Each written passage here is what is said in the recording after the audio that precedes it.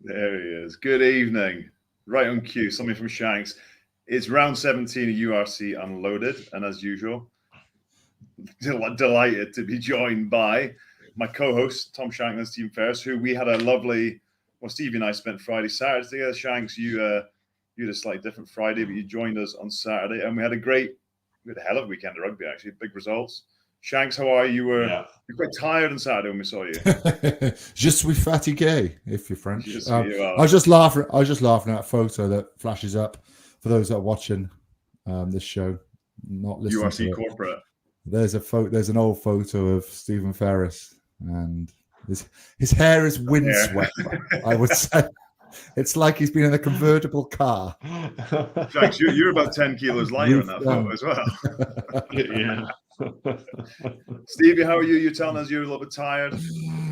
Oh, mate, I don't know what it is. I think it's just the life has been sucked out of me, spending too much time with you boys. I'm only joking. It was good game, weekend of rugby. Good joke. I hear. What is good? Tell me this, JB. We worked our socks off on Friday night. Then we worked our socks off on Saturday night. What was Shanks doing in Belfast? What was the need for him in Belfast? Don't know, mate. I don't know.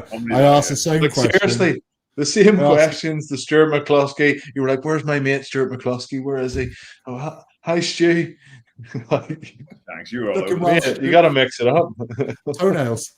Shanks, talk to us about your Friday, mate. You had a big Friday. Oh yeah, I had a good Friday, boys. I had a good Friday. Charity, was it? Yeah, just raising loads of money for Cure Parkinson's and the Matt Hampson Foundation. That's why I couldn't make it. I really wanted to come over to, where were you again?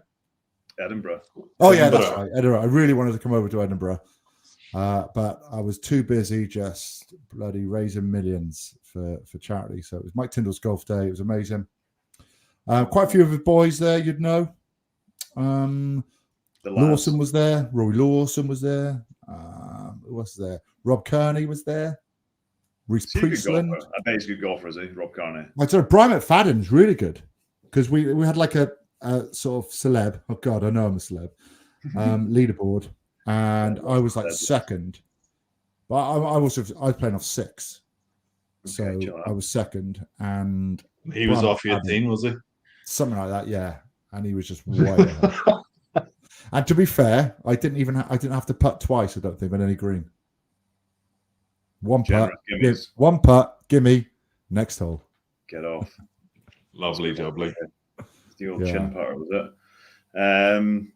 Well, lads, it was a hell of a weekend. We'll get into it. It was lots of big results, I think. Fair to say, we're still trying to plan our golf trip, end of season golf trip. Producer Ben has assured us it's looking like we will be playing somewhere near Munster. Is it Adair Manor we're going to be at? Well, that's on the basis that Munster finish top seeds and get through to the final. So, which we think might happen. We think it might happen because it's all shaken up. We're going to start with Stevie's favourite team. We were all there. We were all at the Kingspan. I've got to say, that's the best atmosphere I've seen at the Kingspan for years. And I know it's easier. Yeah. It was similar in Edinburgh the night before. Sun's out, end of the season. But it was class. Like, it kind of felt to me like this is who Ulster are. And I think we probably didn't know who Ulster were for a long time. But you boys are there. Yeah. But the thing, like, summer rugby, right? The sun's shining. Everybody's going out for a light lunch, few pints in the afternoon. They get to the ground early. They're mingling with their mates, having another few pints. Like, before a ball was even kicked, you could even feel like there was a bit of a buzz around the place. So, like, I just don't get why we're turning up on a wet and windy November, December. Everybody's pissed off and standing there in the piss and rain. Like, this match was unbelievable. And one of the reasons why it was unbelievable was because the weather conditions were good, the atmosphere was good, and both teams, more so Ulster, rose to that. And it was class. Like, Ulster from minute one didn't care that it was Leinster coming to Belfast. They got tore into them. A lot of the young guys stood up. Cormac Ezechukwu, Dave McCann. Stockdale was back to somewhat his best. I know you think Shanks that he's been recapturing a bit of form, and it's mostly down to confidence. But like, it's really, really frustrating when you go and watch Ulster all season long, and they've been pretty average, and then as soon as they change manager, all of a sudden guys are given a bit of confidence, and it's the same group of players. It's the same group of players. It's the same people that are turning up. But as Munster have shown, you get on to a bit of momentum, and the boys are loving it at the minute. And obviously John Cooney knocked over a winning penalty to seal the deal. So, no, brilliant night in Belfast. Really enjoyed it. Anybody who I've spoken to can't wait to go to the next game, which is probably going to be next season at Ulster, just to support the lads because it was such a good night. Best atmosphere I've been to this year, honestly. All season? It was. Yeah, I think so. There's been some, wow. I don't know, like Cardiff. I don't think the RDS is great for atmosphere because they just expect they don't expect the big win, and it's almost I thought it was amazing. Sorry, Shanks. No, I was going to say like Cardiff Bath was really good in European game because it was just a loose game. But I don't know. I just think the weather, beautiful day, some great rugby. It was close to the end.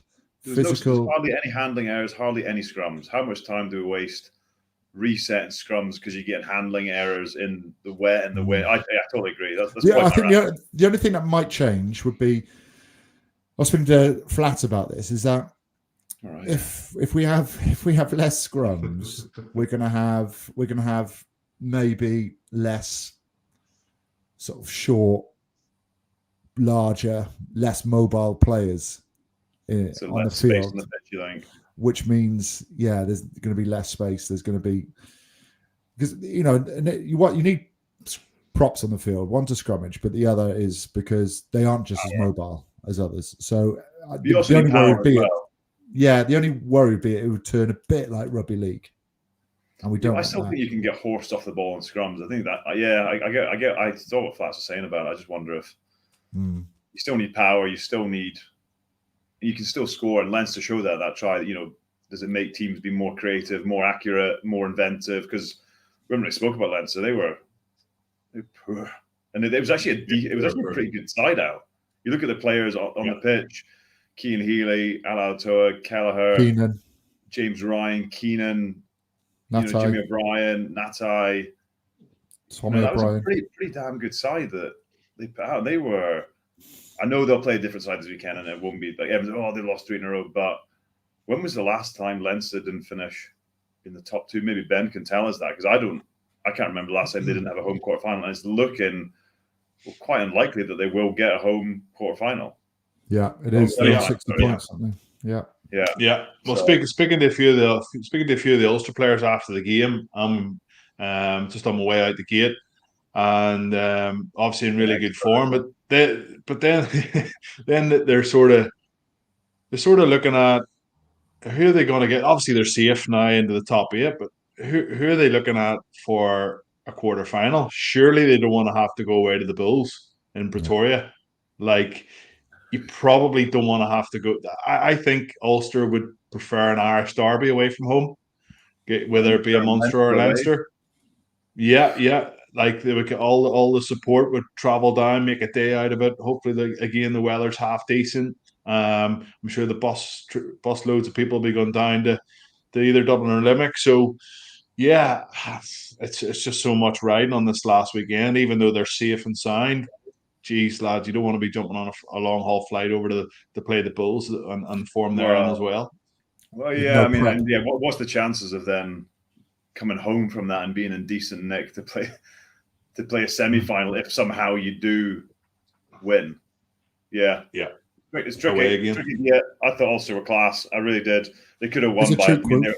Izuchukwu really was good, unreal, boys. mate. Yeah. I've not seen much of him. He's like, I think it's too simple awesome to maybe say he's the missing piece of the jigsaw, but I think Ulster have missed like a Kutsia or Vermeulen or Nick Williams, that kind of Stephen Ferris. Yeah, someone like that who's a big old unit who carries the ball. Like Timone's playing really well, but not the same kind of power as Izuchukwu, and he's got a great name as well. So, tell you boys, the missing piece 10. You get, I think, who's going to play 10 there next year? World class 10. Get world class 10. That's the jigsaw. Oh, they don't have the cash, I don't think, Shanks. No, I know. Where's Stephen Kissoff's money gone? into Stephen Kitzel's bank account. Stephen Ferris retainer. I bet that's It's gone to the Cayman Islands. Yeah. Well, I think you're right, Shane. They Yeah. need a 10. Who's going to play 10 next year, Stevie? I know we're kind of going over it, but Yeah, it's Nathan Doak, isn't it? And there's a lot of chat that Richie Murphy's son, who started for the Irish under-20s, could be possibly joining. I know there was his name and Max Deegan's and a couple of other younger Leinster guys. Names were being banded around there a week or two ago. So listen, I can't remember his first name. He's a good young player, like really good young player. But Nathan Doak showing that he's played a couple of games and hasn't really went his way either. So like Billy Burns has actually been playing reasonably well the last few games, and if anything, the success of Ulster has been because him and Cooney have played very well, controlled games. The pack are getting front football. Cormac Ezechukwu, as you said, in the back row, certainly giving them that front foot as well, Shanks. But yeah, I got to say, Ulster were very good at the weekend, but Leinster really surprised me. They really surprised me how poor they were. Like, you've just got like a moment of brilliance from Billy Burns, but then you've got like the flip side is you've got a charge down and then a missed tackle on Natai. That's the only thing that sort of lets him down a little bit. I think he's a wonderful player, but you probably want that consistent level a little bit. Yeah, because you've got some great backs, some really exciting backs. Well, yeah, on the other side of it, Harry Byrne was pretty poor. And Harry Byrne was sketchy. He was real sketchy. Kicking game, intercept. I think Hugo Keenan was class. I mean, geez, watching the warm up, not much. He was in a team that was pretty poor that weekend. I thought he was class. Anyway, he's joining the sevens, John. I think. Did you hear that? He's joining the sevens. Yeah, I heard that today. Island sevens. He looks like someone who's run forever. One of those guys. Last time Leinster did not finish in the top 2 was 2014-15 season. Ooh. Good start. There you go. There you have it. We'll move on to the second game. Well, me and you covered it, Stevie. I thought it was another class game. Best atmosphere I've seen at Edinburgh. Edinburgh-Munster game of real quality again. You spoke about it, like in the sun, loads of levers, loads of emotion in the stadium. And Edinburgh got pipped. All came off that. Probably that I wouldn't call it a scrap, but the RG Snyman follow through hit on Ben Healy turns into a penalty, turns into 7 points. That was the game. Yeah, I think so, John. It was again another brilliant night for rugby. Anton Frisch in the first half was brilliant. Individual try, the chip over the top and the regather. Obviously ran a really good line for the Ben Healy try as well. For the Jack Crowley try as well. And for me, Munster, anytime they had the ball, they were able to get across the advantage line, like every single time. And then it was an unforced error or a penalty or, a really good piece of defence by Edinburgh that kept them out. Where Edinburgh, anytime they were carrying the ball, they were getting smoked. And they were like, it was really, really struggling to gain any momentum in their attack. And it did feel like after watching the game and the highlights back, that the right team did win in the end, even though it was a pretty cheap one for Edinburgh to maybe give away. Ben Healy and the RG Snyman, you can see it how I think it was Bill Matta, but Bill Matta doesn't even come in and fall on He sort of like falls over the top of him. But it was Ben Healy that started the scuffle, so like it was a cheap penalty and a little bit pernickety by the referee. But in saying that, it did feel like Munster deserved to win on the night. I agree. 4 tries to 2, Stevie. I was going to interrupt. What do you think of the Conor Murray yellow? I've chatted with a few people in and around Scotland this week saying should it have been a penalty try. I think it's the right decision. I also think if that ball comes out, they definitely score. Yeah, but you can't tell if it's definitely going to come out, and it's there's not going to be a fumble on the first pass. So for me, it was absolutely the correct decision that it was a yellow card. And did they score straight after that anyway? Was it not like a pick and jam straight after that? They scored? No, they got turned over. But it was it was fumbled, wasn't it? Yeah, it was fumbled. That's the difference. Yeah, it was fumbled. Yeah, Munster. That's the difference in Munster and Edinburgh. Like tight, fine margins. Edinburgh get a line out. 20 was it 23-26? Go to the corner, which was a big call, given like the table, and maybe 2 points would have been enough. Anyway, but then they got the line out wrong. Difference of like an inch or whatever, and they're sitting in 7th now with a pretty. What tough about trip. this, lads? What about this? Now, we're just talking about Ulster and obviously Munster then. So we think Munster are going to finish top, do we? Do you think they'll beat Ulster next weekend? Because by the time kickoff is, so kickoff's going to be 5:15. Ulster are going to know what they need to do, and whether it's 7 teams go through or 8 teams go through, because the week before we'll know whether the Sharks have won the Challenge Cup. So Ulster, they'll fancy going to Munster for a quarter-final game rather than going to Bulls if Bulls finish second, won't they? Yeah. So throw the game. Yeah. It's just no. I'm just saying. I'm just saying they're going to throw the game. You can like the Tottenham fans when they played Man City, and they lost, but Arsenal didn't win the league. So imagine they put a second string but side. you got to start looking. You got to start looking at who you fancy, because no chance you fancy Bulls. I don't care who you like. That's the what time's the Benetton Edinburgh game, Shanks? What time's the Benetton Edinburgh game? Benetton Edinburgh is 1 o'clock. Yeah, it's 1 o'clock on Saturday week. Yeah. So they will know exactly what they need to do to finish in the right position.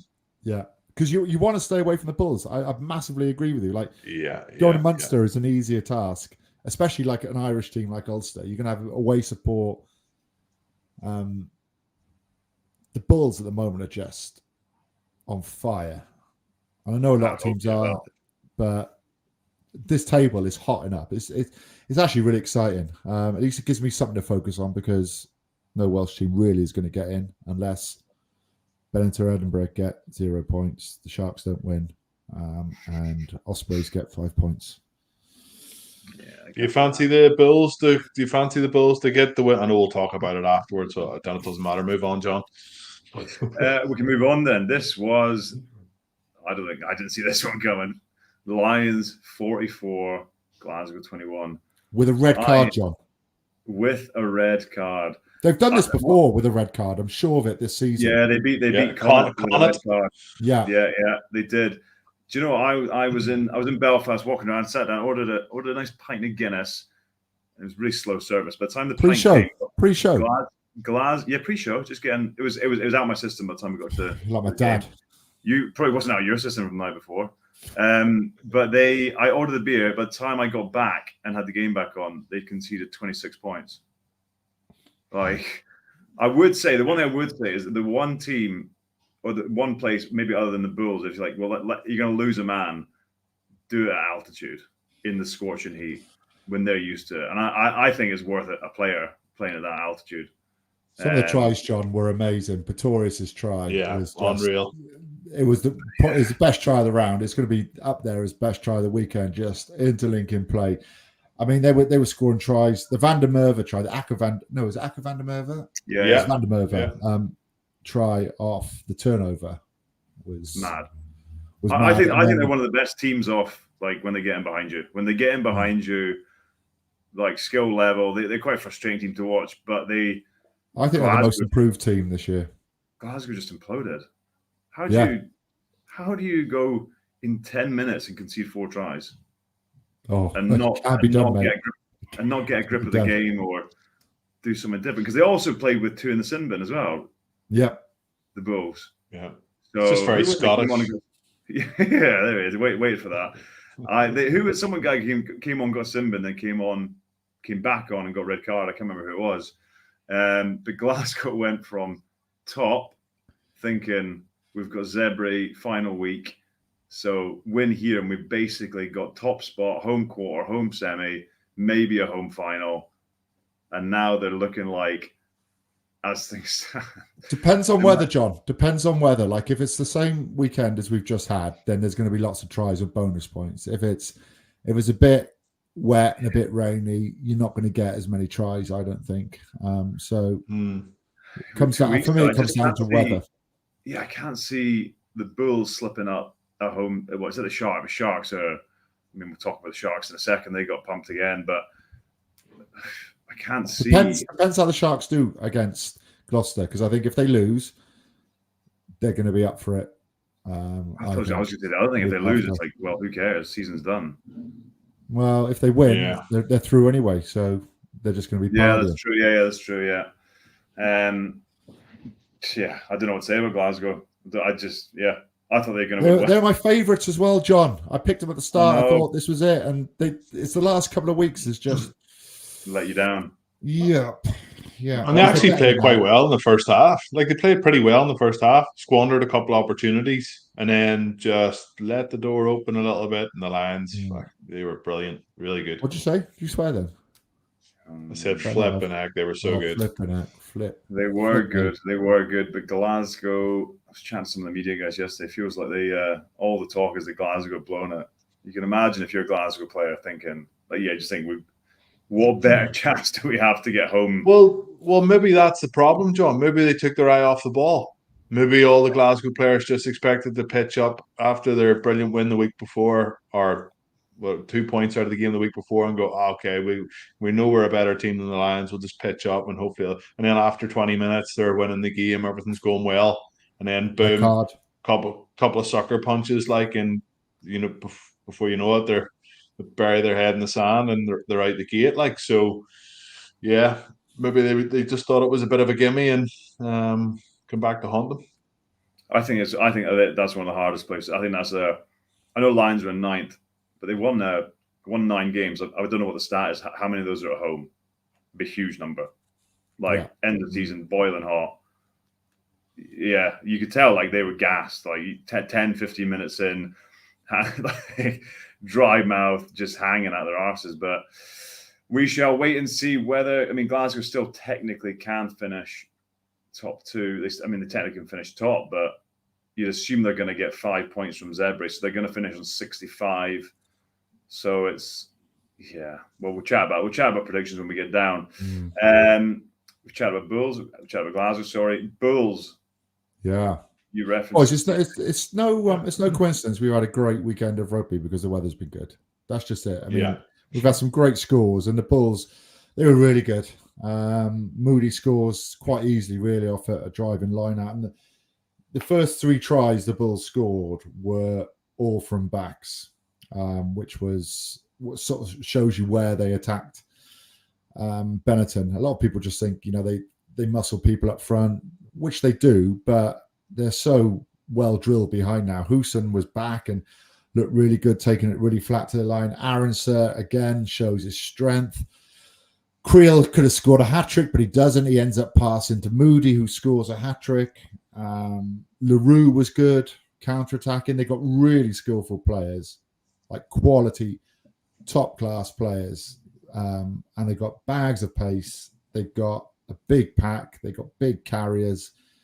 And people sort of, I don't know, a lot of people just think, they're just good up front. Power. They're good set piece. They're good power. But they've probably got, I don't know, maybe the best backline, I think. With LaRue, Moody, Aronson, Creel. Creel's Houston, having a hell of a season. It's pretty tasty. Houston is back as well. Yeah. So, yeah. Favorite? I was watching the game on Premier Player on my iPhone. I can't remember why.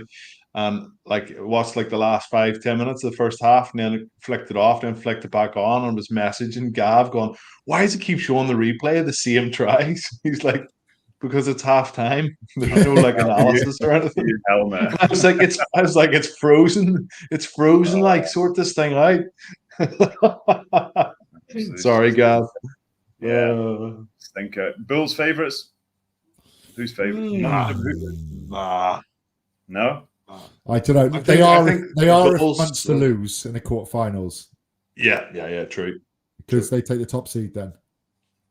True, yeah. So okay. Good luck going out there and claiming a win. I know Munster did it last year to the Stormers, so it can be done, but I don't know. I'm just looking at the Bulls now thinking, the Bulls went away to Leinster a couple of years ago and got a big result. So yep. Yeah, good experience getting on the road and getting the right results. So it's going to be class, lads. The last couple of weeks, it's going to be awesome. Oh, amazing. Well, here with my dark horses for the season, they let me down. Stevie, you picked Scarlets at least. So, Connacht. Big win for Scarlets this week, boys. Big win for Scarlets. But Connacht, they still had an outside chance, but they are pretty much, well, they still got a mathematical chance, but pretty much dead and buried. Dead and buried. Dead and buried. Yeah. They've got to play last. They Leinster at the RDS last. It wasn't a great game. Bit scrappy. A couple moments of class. The try. Who scored? Who's the try scored? Davids. Yeah, the Davids try was class. But yeah, just Leboka stepped up massively last 2 weeks. Like he was very good against Connacht. He was very good against the Dragons. He's had a couple of big weeks for him. You know, they picked up 2 wins on the road, climbing up the table. And 5 teams can win this, boys. Maybe 4 now. I'm sort of slipping away from Glasgow a little bit. Come on. They've hurt me. I've lost a bit of confidence in them. I was disappointed in Connacht, to be honest with you. I know we watched 20 minutes in the truck, but just watching other bits of it back. Like, there's so much possession, opportunities, probably hurting massively from the week before as well. Last home game against a Stormer side that were absolutely there for the taking. Like they were, and they couldn't follow it through. And this is going to be a concern. There's chat just on Connacht about Sam Prendergast signing for them from Leinster. I know he's sort of third, fourth choice at Leinster. Played a number of games off the bench this season. That he could be going there because JJ Hanrahan's out with a long injury. Jack Carty's been in and out of the side as well. So watch the space there. I think it'll be a brilliant signing for them. Obviously, his brother, Cian Prendergast, plays in the back row for Connacht. So be a handy enough move for him.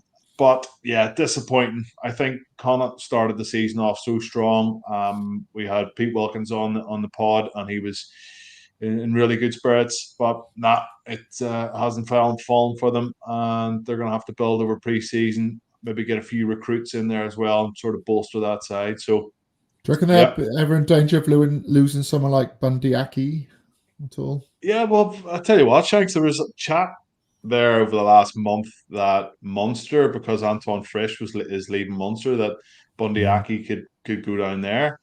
Bundy's 34 years old. I'm not sure Munster would, or the RFU would say, well, here, we'll switch over to another province for 2 years, and then he might, Bundy might disappear off to France for a couple of years and make really good money.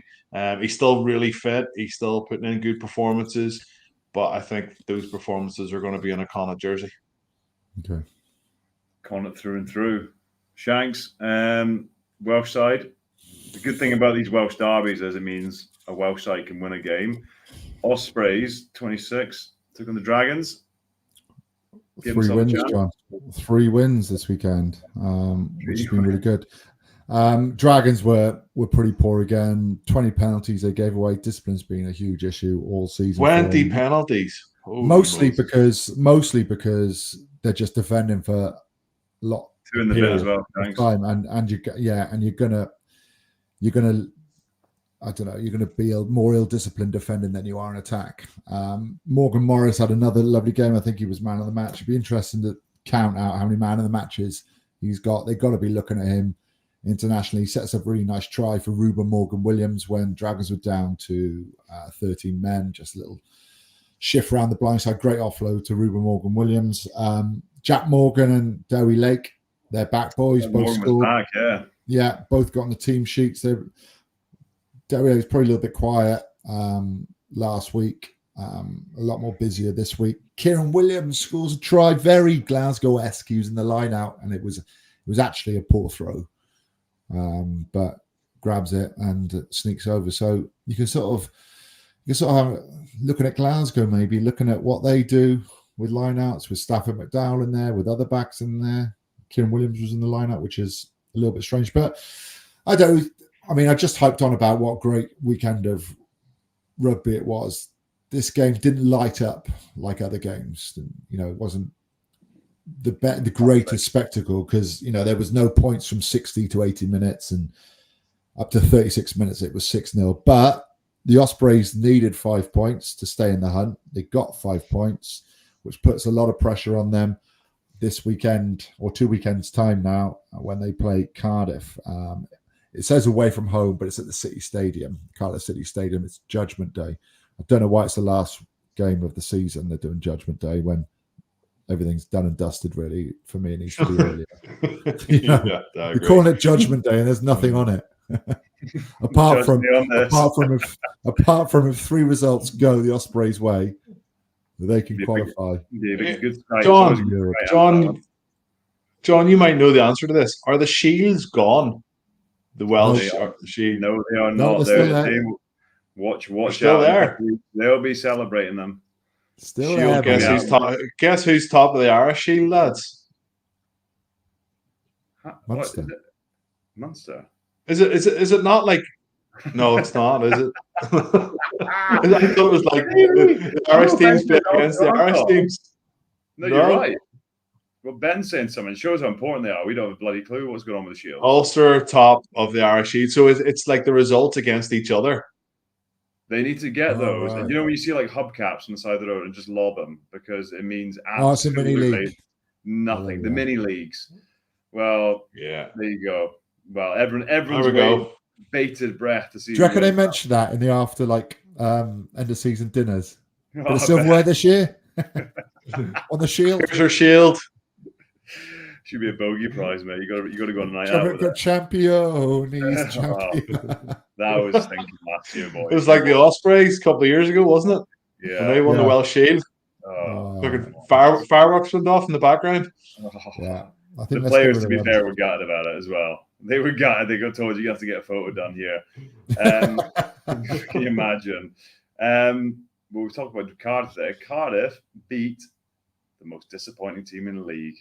I thought the Sharks had turned a corner, but they haven't. Yeah, they flew 20 odd people though, John, to London, so it was maybe second and a half team. So there was a lot of unknown players that I haven't watched too much of, and they got a red card, and it was definitely a red card after 20 minutes. So they were down to 14 men.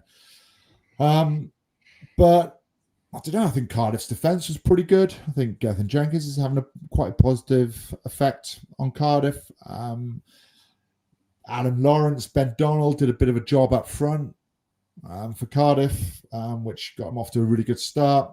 Willis Halaholo played and scores a really nice try off a line-out, just a couple of steps, as you'd imagine what he does. A bit of power as well. So all in all, it's pretty decent performance. I mean, you can only play what's in front of you. It's a South African team. They went out there. They got bonus point win.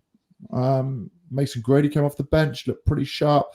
Ben Thomas started at 10, which was probably maybe looking at him in the future, but I don't think so. I think he's probably more of a 12 than a 10. I don't know if you can sort of mix in between anymore. I think 10 is so specialised. You can cover a little bit, but it was a decent enough performance, I would say, from Cardiff. You don't often go to South Africa and come away with 5 points. So, well done. Well, another Welsh team that got an away win. Scarlets made another win. Bonus point try. Gareth Davis. That's a blast from the past. Yeah, it is. Gareth Davis. Never seen a man who farts more in my life. But he scored two at the weekend. Yeah, 2 of the weekend. Great accolade. Great accolade. He sends me clips still. I left Scarlets 6 years ago. Still sends me WhatsApps of himself farting. But he scored 2. I'm on a group called Only Farts, John. I can invite you in if you want. Get me on that. I think the longest one so far is like 15 seconds. Well, he scored his 50th try of the URC. So Gareth Davis still going well. But a couple of big dogs performed well, John. A couple Yeah. of big dogs stepped up. So he was one of them, and he needed to after last week. But I thought Ryan Elias was good. Tane Plumtree has been he's back from very injury. good the last weeks. Now, he was a bit of ill discipline last week against Ulster. Yeah, shocking. It wasn't great. Yeah, well, it was a bit shocking. But I don't know, Steve. Like he adds a pretty decent dimension to that. Yeah, he's a good carrier, eh? Yeah, he's powerful. Quick. Nice little tip on for Elias try. The offload, which I think was forward, which Gareth Davis ends up scoring his first try, which goes to Ryan Combier. He goes over the top, cat flap, gets away with it. But I don't know, like Tommy Lewis, Eddie James, youngsters coming through, looking pretty sharp. Johnny Williams, looking pretty decent, staying fit. So, I mean, it's too little, too late. Good on the Scarlets. I genuinely for finishing, like, easy to limp out now. End of the season, sitting in 14th or whatever it is. Not many wins, but fair play to them. I think we were impressed with them up in when they played Edinburgh a few weeks ago. Yeah, something to build on for next year. But that is last 3 games has been really good to build on. They've lost 2, and they won Zebra, which is the first time they've won away and home, I think, in 2 years. Which is there you go. Well, producer Ben, we're just chatting about Bundy Aki going to Munster, but apparently Munster have just signed Tom Farrell today. Did you know that, Stevie? Yeah, I heard that. Yeah, I heard that. Oh yeah. Me too. Yeah. Why didn't you bring it up earlier, mate? When we're talking about centres from Connacht going to Munster, then you liar. I'm not. Tom Farrell's a good player, but he's not a Bundy Aki or he's not an Antoine Frisch. And the way is it Sean O'Brien has been playing anytime he's been called upon, he's been class. So yeah, I think it'll just be a good signing. Obviously, Irish qualified to bolster their backline. What age are we saying Sean O'Brien is roughly? I don't know. 28. Okay. All right. He's one of those that has, because he has a moustache. But he 21 he was 31. He was at Connacht, and then they were looking at him to sign on, and Exeter were obviously in the hunt. He's 26, and Exeter were in the hunt, and then he just signed for Exeter, and I think Connacht were devastated that they lost him. It obviously didn't work out at Exeter, and then Munster have been rubbing their hands together because he's so durable, rarely injured, plays right across the back line, back 3 in centres, and anytime he touches the ball, he makes something happen. He's solid in defence. He looks like a 1960s porn star, but he's a handy player to have in your squad. Oh, that's my dad. No, I'm not going down that road. That's a slippery rabbit hole. You watching VHSs, are you, Stevie, still? Yeah. Like me in commentary about Reuben Crothers' mum, hey? You were just about to jump in, Shanks, weren't you? Yes. Right, let's move on before we get this show cancelled. They might want to do this next year. Rants of the week. Anyone got a rant? I mean, it was a great weekend. Could just be happy. I have. You two lads are going to absolutely agree with me. Why do we have to wear boots on the plastic pitches? Well, you don't if you don't bring them with you. Yeah, you don't when you don't bring them with you. And then after the game, every single family member of the players, coaching staff, physios, bagmen, security staff, all walking on the pitch in trainers or shoes. But yet, when we have to go and do an interview with Richie Murphy, sitting on a seat beside the tunnel in the dugouts, we have to wear boots. Like, who's making up these rules? Where's the common sense? Look weird, didn't it? Just look weird. We're all in like boots. Just look stupid. Chinos and a shirt.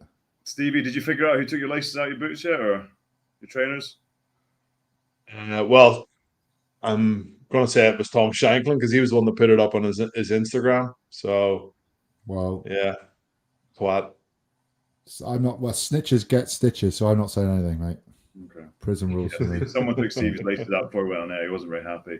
Well, as I said, the shoes feel like they're a lot more comfortable now. So it was a blessing. Did you a favor? Yeah. Shanks, any rants? Are you happy this week? You're happy just to recover and be home and start that diet? Composite decking. I got a rant about that. It's no good. It's no good. I've only had it for I've had it for a year. Well, it's so it's a dark one as well. So it's either like a black or a dark grey, but it's really hot on your feet when it sun's out. And also the one I got moves and breaks too much, so I've had it replaced. Okay. So I'm not a big fan of it, right? What did you get? Wood decking at the moment. I think it's wood, but I'm going to stain it. Give me some slabs, mate. okay. So, Get yeah, well, I slabs. got slab barbecue area, so I just wanted a bit of a wood effect. First world problems, mate. He's loaded. I've got a rant, and we were touching this. Winter rugby, lads. I hate it. Winter rugby. It's just, come on. Bit of common sense. Look at the games of the weekend. None of the and if anyone says, "Oh yeah, but how are we going to play cricket?" No one plays cricket in Scotland, Ireland, or Wales, or Italy. So who cares? Or South Africa, quite good, but they'll be fine. No one plays cricket, so just get on with it and make that We change. start the season now, John, shouldn't we? Like, I mean, the games are going to be better. Yeah. Crowds are going to be better. We could ski more over. I mean, ski yeah, over we can go to Dubai at Christmas instead of going to the Maldives in the summer. Like, it's a win-win all around. Imagine they have the URC final in Dubai. So you have semis, home advantage, depending on where you're ranked, but then they pick a venue for the final, which means everyone can prep a little bit for it, everyone can budget a little bit for it, and we go out to Dubai for the URC final. Yes, please. Yes, please. Well, there we go. Riyadh, here we come. Stay at that Anatara hotel, John, that you get everyone to stay at. Oh, he loves that hotel. It's a 3.5 star, that hotel. John Barkley, Jim Hamilton, Rory Lawson all stay Wouldn't put my there. dog in a 3-star hotel, Stevie. Come on, if I had one. Next section, inbox section. Now, this has been a little bit hit or miss recently, lads. We've had some odd questions, but Ben, these are the best ones. I'm not sure they're the best ones or they're just the only ones, but hopefully we get a question up. Okay. JB looks absolutely miffed. Only smiles in the last 5 minutes when he realizes the chat is coming to an end. I'm not sure that's a question. It's basically just saying you boring bloke and I'm professional. I'm just about to say. My job tonight is to present, lads. It's not to give a pitch, just to present. Just to host, let you guys shine, and that's what I've done. So John, you're the type of guy that turn off. You know, like when you do got like hill sprints or dune sprints, and you try to give 100%, you've got 10 reps. You're the type of guy that finishes on a good one, saves it to the last one. I wasn't one of them. And then wins. I wasn't one of them. I've got a pretty miserable resting face. I'll give him that. I get in trouble at school. I get told off in work meetings because what's the matter? I'm like, nothing. This is just what my face looks like. So, just like that's what your belly looks like, Shanks. Just like that's what your hair looks like, Stevie. We can't help these things. Ben, a smile from him. Is there another one? Good seeing the three of you together on Saturday, but also you seem to genuinely all get along. Is that the case? No. Shanks, I'll let you go first. Is it genuine? I think so. I can't even remember Saturday, lads. I remember there was a Viking helmet involved. There was you can remember how much you put the 8, mate. Jesus Christ. There was 50 Shades of Grey. There was some Q&As after boots, and that's it. The rest is a blur. Get on. You were feeding me, John. That's what John. I'd had so much to eat. I won't bore you with what I ate, but it was a lot. It was a lot, and John was forcing me then to have an ice cream, so I had to have a biscotti ice cream. And I said to him, "You're like the witch in Hansel and Gretel, just feeding me up. You have to put me in a cage and eat me." Didn't even want it. What's the weight sitting at, Shanks? I can't. Are you above 110? I can't. I got a big golf trip coming up. I've got a few holidays planned this summer, so this week I've been mostly eating soup. So you've been creamy soup, so you've been creaming sausage soup. Sausage soup. Hot dog soup, mate. That's a Welsh special. Hot dog soup. What I do is I bite the end of each sausage off and then suck the soup through it. Apart from URC Unloaded, what's your favorite podcast and why? Ooh, that's a good one. This is a good one. Ooh. I've got one called, at the moment, there's not enough episodes left, so I've watched one on my Spotify. There is one which is called Gossip Mongers, which is very funny. That is Joe Wilkinson and David Earl, who are both on Afterlife. And it's basically they read out stories which listeners have sent in, like true stories which have happened, and it's the funniest thing. Gossip Mongers. I got Wilson on it. Ryan Wilson, and he loves it. So but there's only a few episodes you have to listen to him. But the other one I've been listening to is Real Survival Stories, which is quite good. I like that. I like that. It's a lot of cliffs and a lot of sea. People lost at sea, but they survived. I listened to a couple. I listened to Two Bears, One Cave. One Cup. Two Bears, One Cup, Three Caves. No, it's Two Bears, One. I was going to say cup again. Two Bears, One Cup. Tom Segura and Bert Kreischer, two American comedians, every week. And I listened to one called, which is similar to yours, called The Honeydew. Ryan Sinclair, and his tagline is highlighting the lowlights. So he gets comedians on and tells funny story, and he gets members of the sort of general public, not celebs, to talk about. And it's people that are like people that have like been run over by trains and lost their legs, or people that are born with 4 vaginas and stuff. Is wicked. It's very good, very very good. Oh, and he does one called The Way Back. So I'm not naming one. Same guy, Ryan Sinclair. The Way Back is talking about. Do you remember Volvos, the old day when you have those seats in the back used to face out the back of the car? And he's talking, it's like a nostalgic looking back through comedians' childhood memories. Pretty funny. First, what about you? I've just looking through here. Do you listen to anything to James English? Anything goes? Would you listen to any of his podcasts? I don't know what that is. I'm always looking for recommendations. James English is the Scottish bloke who like interviews. It's quite dark, like whether they are like worked in the sex industry, whether they've been in prison, whether they've killed people, gotten away with it, worked in the military, worked in gangs, or been involved in gangs. You would recognize James English if you've seen a picture of him, and his interviewing style is pretty good, but. Yeah, it can be pretty dark at times. I've been listening to a few episodes of that recently just because I've been working with you more. So I've been interested more in the dark. The Big Jim Show. Jim Show. Yes, the Big Jim Show. He loves it. He's been quiet recently, Big Jim. Not as many on there. In fairness to him, it's pretty good if anybody's listening. And last one for me is Smartless. Smartless. No, any of these. Yeah, look that up. Out there. Yeah, it's pretty good. Next question. With Hugo Keenan and Antoine Dupont off to the Olympics, which Olympic sport would you three have been good at? Andrew Balakin, apparently. That's why he hasn't been playing for Ulster over the last couple of weeks. Rumour has it. Which sport would you have been good at? Javelin. Irish champion. Thank you very much. Decathlon, that'd be me, mate. My dad did decathlon for Britain, so it's in the blood. Table tennis. I was going to say table tennis because I was born in Hong Kong and I used to play a lot of it. I'm really good. I'll beat you 100% at table tennis. Every outing we go on, there's a place called Kong's in Cardiff. It's got table tennis down there, and I get to the point where you want a quick game, so we play to 11, and if you want to take me on, it's £20. And I clean up. I'll beat you, Shanks. No, you're wrong. I'm like a wall, mate. I'm like a wall. The wall. A concave wall.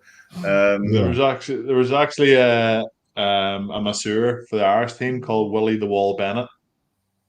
So that's just for the listeners out there. Willie the Wall Bennett, who's actually just retired this year, and he just stood in the middle of the table with his bat, no forehand, backhand. The whole time, Willie the Wall Bennett. Yeah, Dan Park. Were you at Cardiff when Parksy was there, Shanks? Yeah. He was good at table tennis. That's good as me. Very good at table tennis. He absolutely thrashed you, mate. Brian O'Driscoll was unbelievable at table tennis. This sounds like we've got to get some of this on tape because there's a lot of talk here. If John Aloma Rugby was an Olympic sport, I would win that. Oh, do you know the best player I ever played against at that was I don't know if you boys might remember him. He was a prop. He started off at Richmond. I went to university with him, called Gary Powell. No, it doesn't ring a bell. He was so he played at Cardiff. He played at Richmond. He's my age, and he was. Parley, yeah. He's the best I've ever played. No, sounds like we got to get something set up. An alternative Olympics, maybe. Yeah. URC Olympics. We did it. We actually did a. Pretty good at darts as well, by the way. Yeah, for all the heavier sports. Oh, when you beat Michael Van Gerwen, give me a shout, Shanks, will you? We did a Thank you very much. Thank you. End of season 2 once. Do you remember Sam Pinder played scrum half for Glasgow for a tall lad? Yeah, Pins. He was awesome at arranging socials. Pinder. Yeah, I remember. Pinder. He arranged end of season thing up when we trained, and we did Glasgow Warriors Olympics, and you did events. First event was the marathon, and you had to choose someone from your team. So you had to choose first one marathon. Didn't know what it was. It was all set up, and first one was the Centurion. So 100 shots of beer in 100 minutes. So you had 7 guys sat in like a cage, 7, and it couldn't leave until they bowed out. Tom Evans bowed out at something like 24 shots of lager. So I know he's going out in the co-shares, but he can't drink for shit.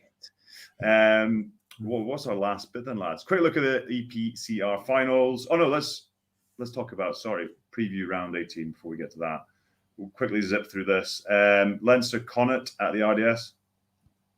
Leinster. Bonus point victory. Yeah. Glasgow Zebri.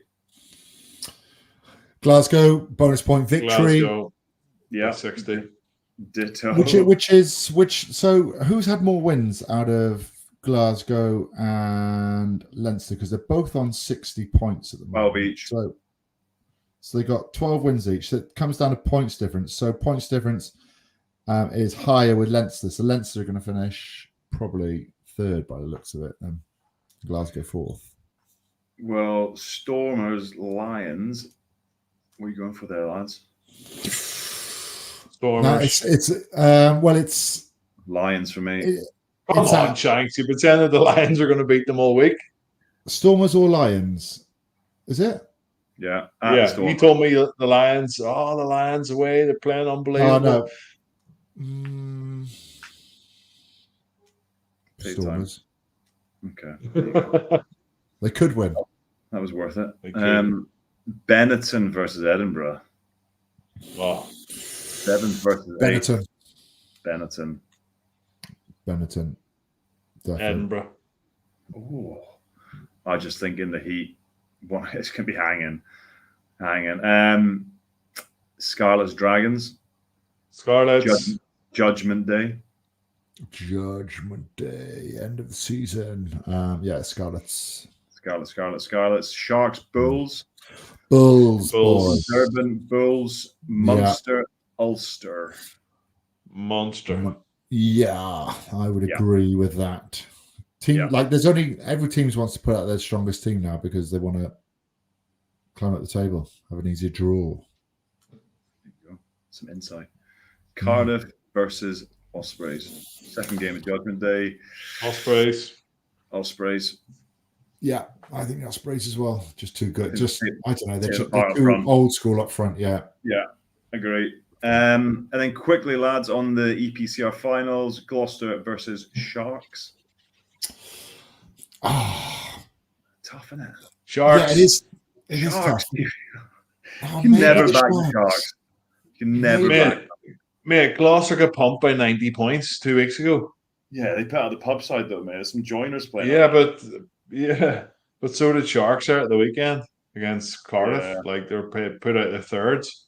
In fact, I don't know why I said that. I'm going to go Sharks. I think they've got way too much power. Oh, there we go. Yeah, U-turn. I forgot how bad Gloucester were and are. Oh, I don't know. I think it's more of a home advantage for Gloucester as I do for Leinster. Less travel, so I'm going to go Gloucester. Okay. You aren't going down there? Are you two boys going at the weekend? Are you going to either game? No. Negative. No. Be in Sardinia next week, lads. I'm skiing. Different kind of skiing. Leinster versus Toulouse. Champions Cup final at the Tottenham Stadium. I honestly don't know. I honestly don't know. Come on, money after that Leinster. Yeah, but John, you were there. Shanks, you were there. The Leinster up and in defence at the weekend was like. That's a different team, though, mate. Playing, that's the thing. I know, but it's never good getting into a massive week off the back of a result like that either, Shanks. No, I get that, but I don't know. I think the guys coming back as well, like Van der Fleer, Jameson Gibson Park, James Lowe. Mate, they were really good against the Ospreys. I know it's the only Osprey. It was the Ospreys, but they were on cruise control then and won easy. I just think it's at Tottenham Hotspur Stadium. Like Toulouse, they don't speak much English. They're going to be French. It's going to feel more like an away game than it would do for Leinster, who can speak to people, who isn't, they can read. It is though. They're English speaking, so it's going to feel more like a home game to Leinster because they speak English. They're going to be able to read stuff. They'll be able to converse with people. Whilst the French team, they're coming. Yeah, they're coming but across. Leinster played La Rochelle in Dublin last year. Couldn't have got any more home advantage than that, and they lost. Was last If year, Leinster lose it's fourth final in a row. Yeah. Can you? Well, anyway, I'm going Leinster.